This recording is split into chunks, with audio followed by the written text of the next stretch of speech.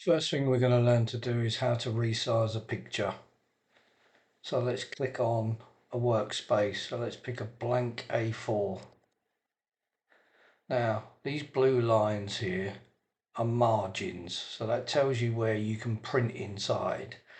Bearing in mind this is a full A4 sheet, we probably want to get rid of it so we can work on a full A4 sheet. So you simply go to Page Design, Margins, and click the blank empty space. That's this one here, blank empty. That gives you a full working space to start with. So now we're going to pick a picture, any picture just to start with. So let's pick, this was a picture taken in Scotland. So there are multiple ways of resizing a picture. At the moment, you can see in this box up here that the picture is set to 18.9 centimeters by 25.2. Now, that's not a full A4 size, and it's really what the camera achieved taking the picture. So the first thing we're going to do is look to make that an A4 picture. Now, there are different ways of doing this, and there is some cropping involved. So the first thing we're going to learn is simply how to resize it. Now, these corners here are to keep the aspect ratio at all times. So the picture will always be the same, but it will be able to resize to any size that you want.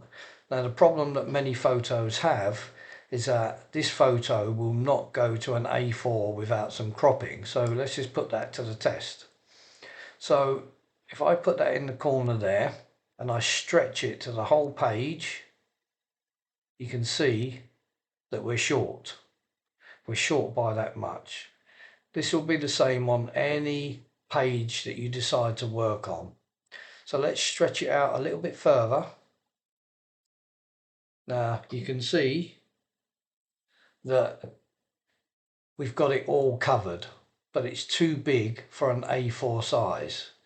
So what we're going to have to do is just crop a little bit of the sky to get it to the right size. Now we've got choices with pictures like this. Do we want to get rid of the house on the right hand side, or do we want to get rid of some of the sky? Now at the moment, the picture, as you can see, the width from there to there is correct, but the A4 size for the height is incorrect.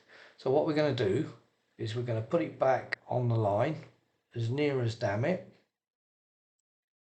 and then we're going to look to crop a little piece of the sky to get it to the right size. So you double click on the picture and you open up the crop function.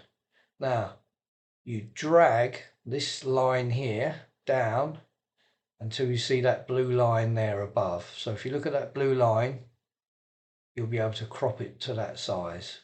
Now if you look at the size there, it will be listed as the A4 size. Now in the next video I'm going to show you how we get round working with aspect ratios and sizes to make it a lot clearer for you. So we crop that picture, we lose a little bit of the sky, but we now gain a full A4 picture.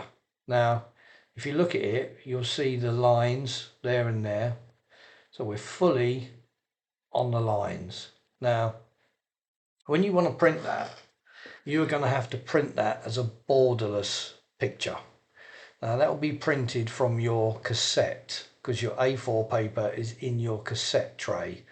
So when you go on to either Publisher or GIMP, which we're going to cover in later videos, you will be able to set the picture to exactly the size that you want, and you will be able to print from the file and print function, picking your printer. If it has a borderless function on there, it will be able to print to the correct borderless sign. Now in terms of sublimation, you can have this at any size, it doesn't matter. It will print the picture that you want on, whether it be a bag, whether it be a piece of glass. it can print to any size, but for purposes of this is just literally teaching you size manipulation. So for this video, this literally is just showing you how to manipulate the sizes. Again, if you drag this down, it will stay in the same aspect ratio for the whole time. If you then try and drag a bit more of the sky up, it's going to skew the picture and it won't be the correct size. The house will grow in size as well. So that's the wrong way to do it. So let's undo that. Let's put it back to where it was. So if I drag it back to the corner and stretch it back out to an A4, it should fit exactly. And at the top there, it should be 29.7 by 21. It's always good as a reference to keep your A4 size and your A3 size handy, so you know exactly what you're aiming for in a picture.